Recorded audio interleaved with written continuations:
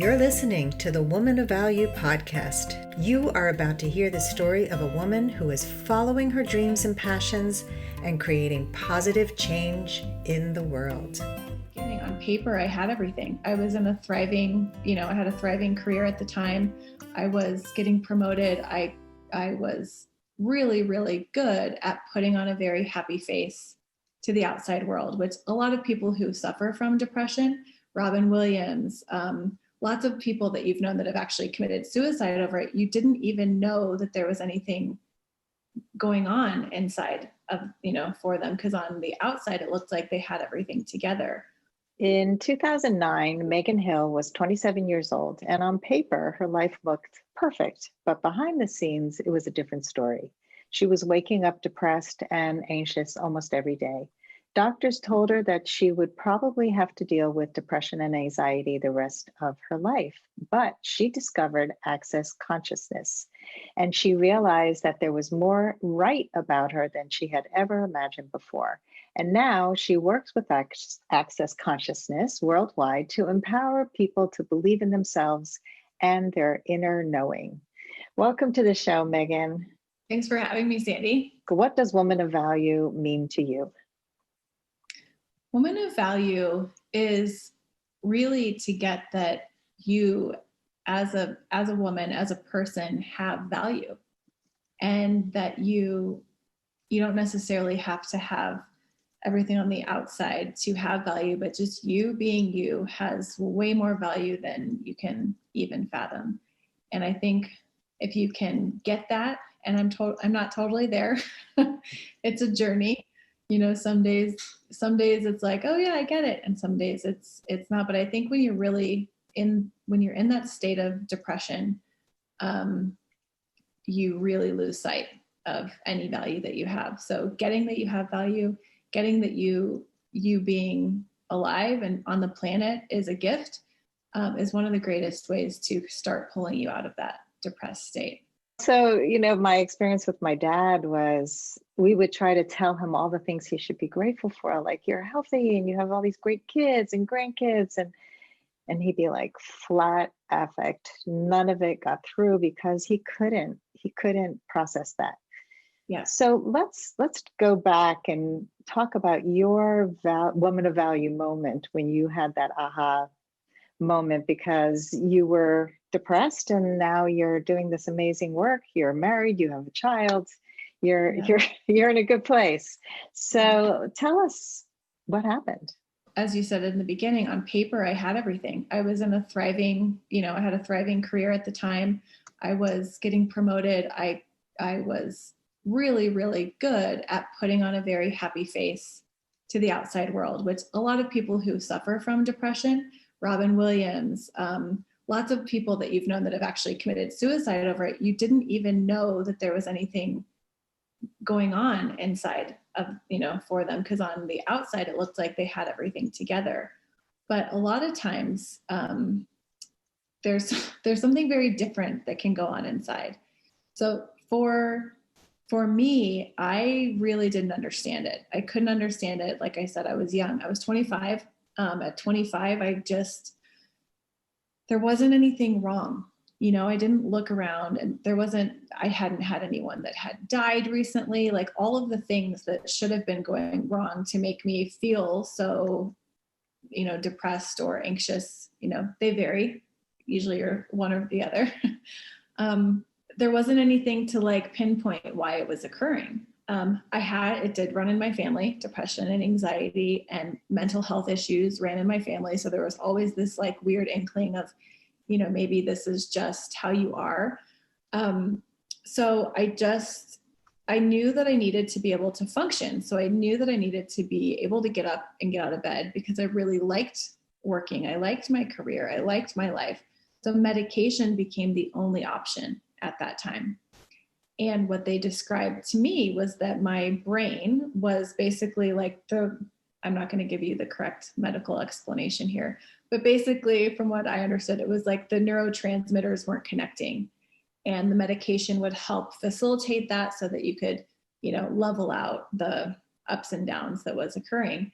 And at the time, what they said is basically, this is how your brain works, and you will always need medication, because otherwise you will go in these highs and lows.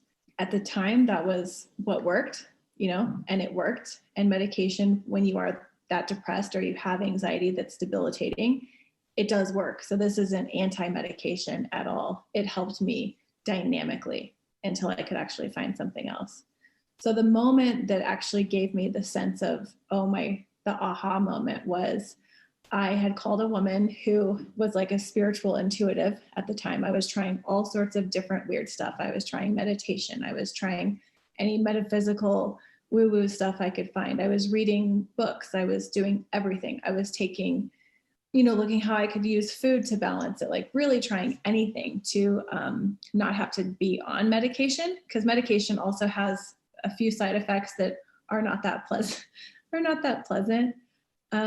And I called her and I had asked, she was kind of a spiritual body health intuitive.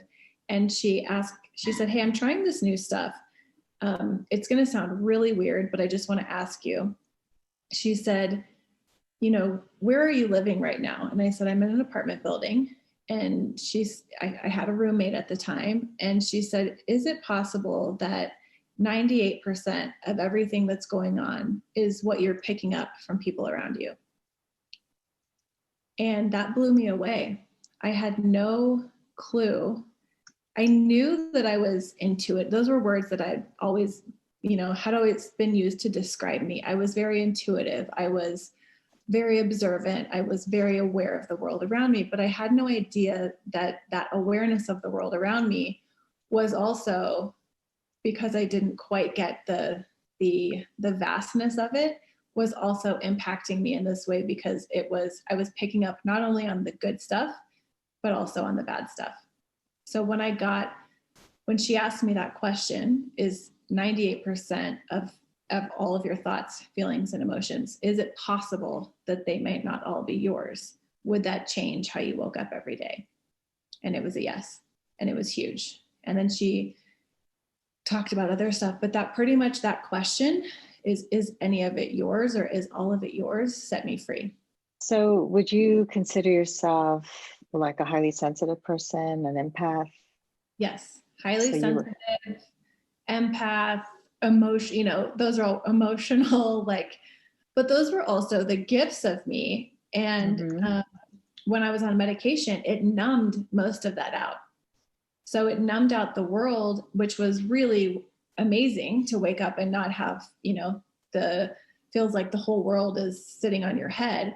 But it also took out the joy of, being able to have those increased senses and sensitivities that can be a huge gift, and is a huge gift, actually. I love that you bring that up, because I think a lot of people who are empaths and highly sensitive have been told their whole life that they're too sensitive and there's something wrong with them. Yeah. My whole family is highly sensitive. So and most of my coaching clients as well. And I think that owning the gift of it, but being able to also not absorb the stuff that's not yours. That's the key. And so not taking on everything, because it's overwhelming, it's confusing, it's depressing to take it all in. My son used to be so highly sensitive to people's energies that he would just fall apart when certain people would come over. He would have to be in his room for like 2 days, just re-energizing. And that's how sensitive he is. And it's also this huge gift. So when you don't have that awareness, you're seeing it often as a burden, or you don't know how to recover. Especially now things are a little bit different. I feel like that was about 20 years ago or 15 years ago. But that was my whole life. I didn't know why, after being in a crowd of people, that I would want to be alone, or there was nothing out there. So I'm so grateful that you have a show about it, and that, people have different resources that they can find to let them know that it's okay. Just to have someone like you as a mother that's like, it's okay for you to go to your room for 2 days if you need that time. It's not wrong. Yes, it's not wrong, but it can also stop you from living. So you have to find a way to work it. to work Yes. through it. So tell us, okay, you had this moment of awareness, and then what happened? So then it was so life-changing just to like really start looking. From that moment, I started going through every single day looking at, oh my God, okay, is any of this mine? Because a lot of the other things, so in access consciousness, there's this tool, which is where this question came from, is who does it belong to? And you ask that for all of the thoughts, feelings, and emotions that you have so that you can start getting a sense of, okay, if this one's light, then it's true for you. If it's heavy, it's not yours and it doesn't actually belong to you. So you can start kind of like ping-ponging different stuff away so that you can move through the world without having to depress and compress yourself into a tiny little, bubble or shield yourself from the world. It allows you to expand and look at, okay, there's just all these energies. Some are heavy, some are light, doesn't matter, but they don't always have to be yours. So with that, it's also with the body, 80% of everything that you feel is your body's awareness. So your body is this really, really dynamic source of information. So it's like I started noticing, I worked in advertising at the time, and it was very high energy, very intense, very stressful. And I would notice that the moment I would walk in the door, my whole body would kind of clench up, my heart would start racing. But I started being able to walk in the door every morning and look at, okay, is any of this mine? Nope. Okay, I can actually move through this and have total ease with it. So that I just literally, with that one tool, I changed so much of what was going on for me. And then there's another thing called the access bars, which are 32 points on the head that allows you to dissipate the thoughts, feelings, and emotions that are kind of like cramping your head at a certain point. And that helped a lot as well, which gave me the space of me so that I could actually move through the world and know what wasn't mine. So that was the first step. And then someone asked me, I did another interview, and they asked, do you remember getting off medication, and was that hard? And it's so funny because I do not recall having any problem getting off medication. I did it slowly. I didn't just stop cold turkey, but I was so excited to realize that I didn't have to spend a lifetime on medication, that I could actually, if I owned up and saw the gift and the value of the sensitivity, of the awareness, of the intuition, that I could actually navigate the world without having to go into a hole and hide away. So if somebody's listening now and let's say they're going through something similar, what would you suggest be a first step for them? The first step is to ask that question. So is any of this mine? And if you get any like lightness around all of it, then it's likely not. Also, so the tool is who does it belong to? But what helped me a lot was if I wasn't the one thinking or feeling this or perceiving this, what would I be aware of? Because it helped me see that not everything that went through this crazy head of mine was mine. It's a little bit bizarre and daunting to think that you could actually be having thoughts that aren't yours. So if you can start asking and popping open like, okay, that's not mine. Or if you're interacting with somebody and you start getting cranky and you weren't cranky 5 minutes before that, okay, is this my cranky or is this something that I'm picking up on around me? So just really start moving through the day. It can be as simple as noticing, if somebody calls you and you all of a sudden have a moment of, I guess it's sort of like compression or depression. That's what occurs, is your world gets a little bit smaller. Well, what if it's not your world? What if you're aware of different people and everything that's going on for them? You might even think of someone and go kind of like, and notice, okay, is any of that mine? You can even think of something that's going to occur, like if you have a job interview or you have a date, you are so aware that you'll pick up on energetically what that'll be like. So you just need to ask, okay, is this something that I'm aware of? And this is huge. Like I'm saying this as though it's, this is so easy, but this is really, really, really huge if this is your first time hearing this, because you start getting a sense of how aware you actually are of everything. And how, if you can actually get a sense of, at this point, I'm like 99.9% of everything that I'm aware of isn't mine. But it doesn't mean that I'm not aware of it, which is key. It doesn't go away.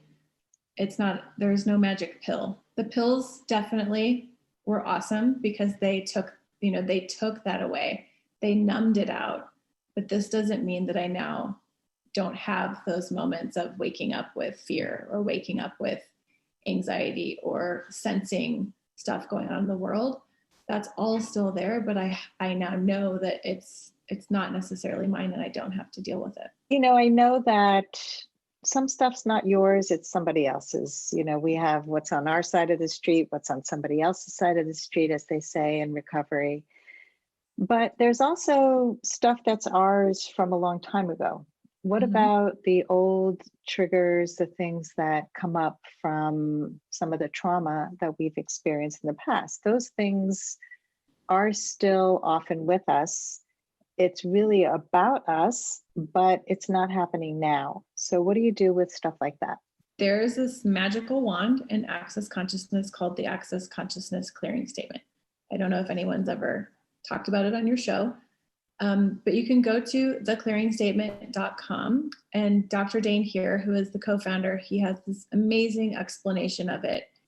It is this very unique way of being able to destroy and uncreate, meaning taking the moment that you created something. So whatever that thing is that triggers you, you can literally just say POC and POD, which stands for point of creation and point of destruction, and literally dissipate the energy that's creating it. So say you have some trauma that you had in your life. The moment that fear comes up, or that whatever it is that gets triggered, you can say, okay, I destroy and uncreate everything that this is and everything that I allowed this to create. It starts putting you in the magic seat of being able to actually change what's going on in your life. Interesting. So I will link to that in the show notes. This is a big issue for a lot of people. They don't even realize that they are triggered, or let's say a different example might be that somebody hasn't eaten in a long time or hasn't slept well, and they come in and they're biting somebody's head off because they're just out of sorts. They haven't done any self-care. So if you're that person, I know what it is to be on the other end of that, like to have somebody yell at me when I know there's nothing going on. And I'm like, yeah, that's not mine. That's yours. but what if you are the one who is always, not taking care of yourself? Like how would that person get an awareness that they're neglecting their self-care, they're not eating or sleeping enough or as often as they need to? Is there a way to have that awareness? Well, if you're listening and you are that person, then we can actually go into something that changes that. But if you're talking about a person who's like that and has no desire to change that about them, there's very little that you can do. On the receiving end of it, I can give you lots of tools to be, on the receiving end of that, which is totally different. But so say if you're someone you're finding yourself really cranky, you're going off on people, you're being something that you don't even like. If you start to acknowledge, okay, I would choose this for what reason? And really look at that. So Access Consciousness is all about asking questions, so that if you ask the question, the awareness can come up, and it can change anything. So it's not that everybody else is doing stuff that's, terrible and you're awesome. It's looking at, okay, I would be choosing something like this for what reason, and what would it take to change it? So one of the questions that I love, before we started the show, I was talking about how I'm a mom. So I have an 8-year-old, and we have moments, as you do. We've also been quarantined for a while. So if I find that I'm getting cranky and I react in a way, I will ask myself, okay, who am I being? Am I being, as a mother, there's a lot of things that I didn't know how to do as a mom. So I reference how my parents raised me, or I reference other parents out there that I think are great parents, or I reference who knows what. But if I were truly being me right now, what would I choose? Because I truly wouldn't actually like to be cranky. And then I acknowledge it. Okay, I'm really sorry. I am being a complete cranky pants, and I'd like to change it. And I'm, just acknowledging that the energy is there, because the other thing is we're not perfect. None of us are perfect. We have our moments. We have our days. So being able to be like, okay, take a moment. Okay, then ask yourself, okay, what do I need to actually do to start honoring me, to get back to that place of where I have allowance, where I have peace. Maybe it's that you need to take a bath, or that you need to go outside. The earth can be very nurturing. Just go spend a moment. If you're having one of those days where you want to yell at everyone, just go outside for a minute and ask the earth what it can show you about you that you may be forgetting that you are. Yeah, a lot of people take their shoes off and make contact directly with the earth. You can't do that everywhere in the world right now, but if you can, the earth is amazing way to ground yourself. If you're in a city, you can get a plant in your house, get something that is nurturing, and just take I joke with my kid, that I need a timeout. So if you are an adult, you don't even have to have children, but you can put yourself in timeout and just calm down.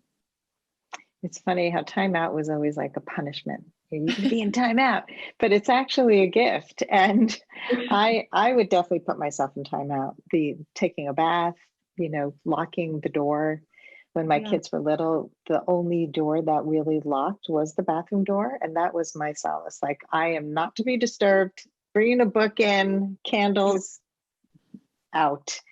But even in the middle of an argument, I know that I need time to decompress, to get centered. And so I will say, I remember years ago, I used to say, if I was really triggered by one of my kids, I need to take a break because I don't want to say something I'm going to regret. So I'm going to take some time to cool off, and then we'll continue this conversation. So it's all those ways of really knowing, how are you going to calm down? We have so much control that we think we don't have, right?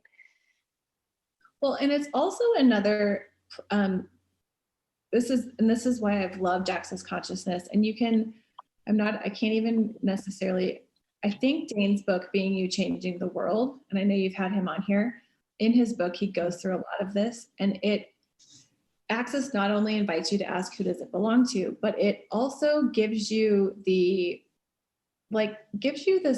this way of dealing with what you are aware of.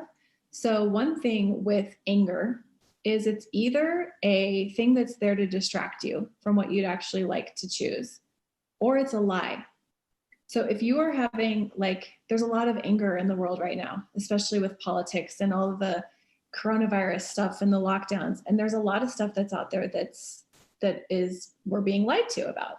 There's also stuff that's true. There's all sorts of stuff out there. So if you're in a conversation and you start getting angry, you can ask yourself, okay, truth, what am I aware of here? What's true and what's a lie? It doesn't mean you call a person out on their lie. It just means, okay, I'm having this anger. That's your awareness giving you information of, okay, what's the truth here and what's a lie? Because sometimes there's truth with a lie attached, and it can be just that alone, asking the question, okay, is this person lying? And if you find yourself getting angry and you ask that question, is this person lying? It just goes away, and then you don't actually have to be angry anymore. A lot of people are afraid of anger. Well, first of all, I want to say that I've had Dane on my other podcast, not this one, because this is a woman's podcast. Okay. My other podcast is Last First Date Radio. For any of you who don't know that, it is a podcast about love and relationships. This one's about women's empowerment. And but I've had Access Consciousness people on both podcasts. So the thing with anger also is that what I have learned is that, first of all, a lot of people are afraid of anger. Women in particular can be really afraid of showing anger. And so there's a lot of repressed anger, which could lead to depression and anxiety and all the other stuff we were talking about earlier. But anger is a way of finding out what is really important to you. So when you say it as, is it a lie or not a lie? The way I like to talk about it is there's a value or a need of yours that's usually not met or being stepped on or disregarded or abused in some way. And I actually like getting angry. I like when this emotion starts to well up in me because I'm so even keeled most of the time that when anger happens, I ask myself, like, what's underneath? Because it's never just anger. Could be frustration, there could be sadness, there could be a mourning, there could be many, many different things. And I like to dig deeper underneath the level of the outside of what anger is. Do you find that also? I do. And you reminded me, it's also oftentimes misidentified potency. So especially as women, I'm a very potent woman, but that has been used against me as, okay, you're just a bitch, or you are, you're too strong. Can you actually simmer down and be quiet and be sweet and be good and be, be all the things? And it's like, I can be all of those things. But if I have to, that does cause a massive amount of suppression and depression. So just, the anger comes when you've suppressed it for too long and you pop, So it's like, look at in your life, if you're someone who suppress and explode, perhaps along the way, okay, what am I suppressing here? And it doesn't mean that you have to be exploding every single day, but notice when you are, again, that question of who am I being really can help dynamically. And if I was being me here, what would I choose? Not who I think I need to be, not who my kids think I need to be, not who my husband thinks I need to be, not what's the right way to be. But if I were truly just having total allowance for however I was choosing to show up, what else could I choose? It takes that pressure cooker and kind of allows it to flow more. So as you were saying, don't be so powerful, tap it down. I found myself getting angry because that's a big trigger point for me. Somebody saying, don't be you. Yep. I think a lot of people don't even know who they are, right? So when you say, who am I being? And, am I being true to me? I've had clients say to me, who should I be on a date? How should I show up? And I'm like, show up as you. And they don't know what that is because their whole life they've been trying to meld and, sort of conform to what other people's expectations are. This is another reason why people get depressed and confused and don't find love because they're not really connecting authentically. The one thing that I can say about if you have no idea who you are, that's great. You're in a great spot. Because most of us don't. And that was, I think, part of what was creating a lot of depression and anxiety for me back then. And even still now, sometimes it's like, I don't know who I am. But what if you don't have, because at that time I was 25, that was serious pressure culturally to find out who you are. I had just graduated from college. I was living in the Midwest. It is like, get a job, make sure your career is great, find somebody that, is crazy enough to marry you, and all these things. And I was like, and so if you have no idea who you are, awesome. Who could you be today? And what would you choose? Beyond what your family wants you to be, beyond anyone you've been in the past, like what if just for today, when you're listening to this, you could just erase everything that you were yesterday and look at who you'd like to be today? I like that. It's one step at a time. Exactly. Yeah, because it's hard to see the whole staircase. As Martin Luther King said, I've had clients who needed to take one step at a time because they would look at the whole staircase and go, oh my God, I can't do that. That's too many steps. And you go, okay, what's one step? What's the first step? What can you do now? If you are someone that has anxiety and depression, one step is, because the thing is if you are as highly sensitive as you are, if you're listening, and you look at all the steps, you get the download of all the steps instantaneously. And that can be overwhelming. But you can also ask, okay, do I have to do all of it now? And is it as overwhelming as I think it is? Because your mind is designed to pretty much put you into that doubt. So a great way to bypass it is, just take one step, just take 2 steps. Love it. So let's talk about the present, what you're doing in Access Consciousness, and you've got this new career, a different path than the one you had when you were 25. Mm-hmm. And tell us what's going on today for you. Well, I still use the tools every single day. So I think that's one of the things that is different is it's not like I just did this one thing, 15 years ago and now I'm amazing. I still have days where I wake up and my awareness of the world is a bit grander than what I think I can handle. So I use all of these tools that you can find on accessconsciousness.com. We also have a thing going on called You Are Not Alone. So it's accessconsciousness.com/You Are Not Alone. And there's videos with different tools that you guys can start using now. But I literally use the tools every single day. And that's what I love about them is they're tools for living so that you can actually not, go into a cave or think you need to disappear from the world. So I'm doing lots of stuff. I'm still, I'm loving the inspiring ways in which I would love everyone in the world to know that these tools are available, especially if you're someone out there who is depressed, who has anxiety. It's like your father, when you said like, hey, there's so much that you can be grateful for. Here's all these things. Your life isn't that bad. Can't you just see? It's like, I totally get that. I was the person who couldn't see beyond the darkest layer of whatever was in front of me. And that's okay. It's totally okay. So what if you just, like we said, take it one step at a time and look at, okay, what could I change today? What could I do for me today? What, is it going for a walk? Is it calling a friend? Is it whatever? If any of these tools have helped, check it out. So that's what I work with Access Consciousness. I love getting the tools out in every possible way. And that's pretty much my biggest demand is what if the entire world could know that these tools were available? That would be amazing. Mm-hmm. So speaking of what if, let's talk about the future. What is your dream for the future? My dream for the future would be, what if everyone could wake up and know that they were a gift? That them being on the planet is a gift.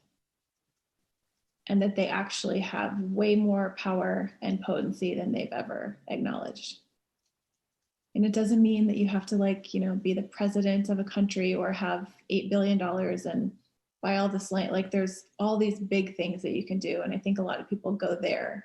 But what if literally you being you, when you wake up, you just choosing to not judge yourself that day. You choosing to not judge someone else that day. You asking a question that inspires a different possibility. What if that is truly the way that will actually create a different sense of possibilities on the planet? Sounds pretty awesome. It would be pretty amazing world. Like you with your show, it's like, you're doing this to invite people to know something else is possible, that they're valuable. Yeah. And I love for everyone to be able to be that and do that and create that in the world in whatever way that works for them. Sounds fantastic. So let's go to the lightning round. What was that? What's your what if? What's my what if? Oh, you're the second person in a row to ask me the same question I asked them on my podcast. What's my what if? Oh, for me, it's more about relationships. What if people had the tools to have healthier relationships, both with themselves and with others? And really what it boils down to is knowing ourselves, really getting clarity around what we stand for, how we want to show up in the world, and how we communicate to each other, with each other, setting boundaries, communicating clearly and kindly, because we have clarity, because we know who we are, because we know what we stand for. And I think we'd have a lot less anger and resentment and polarization if people could do that. I like that. Thanks for asking. So let's go to the lightning round. This is a rapid questions for you. Are you ready? I'm ready. All right. I used to think I wasn't blank enough. Good enough. Okay. What was the number one thing holding you back from becoming a woman of value? Myself. As in everybody. What's the best advice you can give to a woman who wants to become more empowered? Stop judging yourself. Stop judging you, stop judging your body, and stop judging everything you're creating, and just go for it. Just go for it. What advice would you give to your younger self? Stop judging you, stop judging your body, and just go for it. It's like, yeah, and don't get so caught up in the small stuff. And don't worry about what other people think about you. That would be awesome if we all could stop worrying about what others thought about us. Yep. Okay, next question. What is something that people often get wrong about you? I guess the thing that would come up is that I'm, like we talked in the beginning, I can be very like potent and aggressive. So people have thought that I'm a bitch, or I'm I guess, yeah, a bitch, but I'm like, I'm not, I'm a very nice person.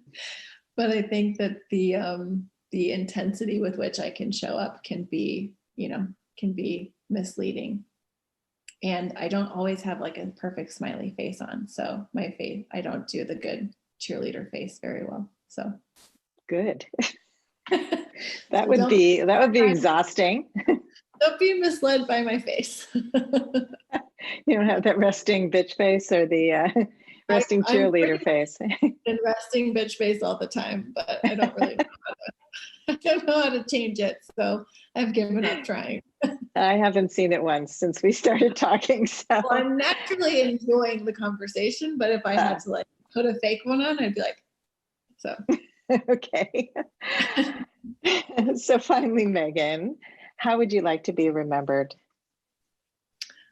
I would like to be remembered as someone who just wanted to have a fabulous time changing the world, having more fun than you can imagine. And I hope that I also inspired a bit of humor along the way. Humor and changing the world, but not forgetting to laugh about it.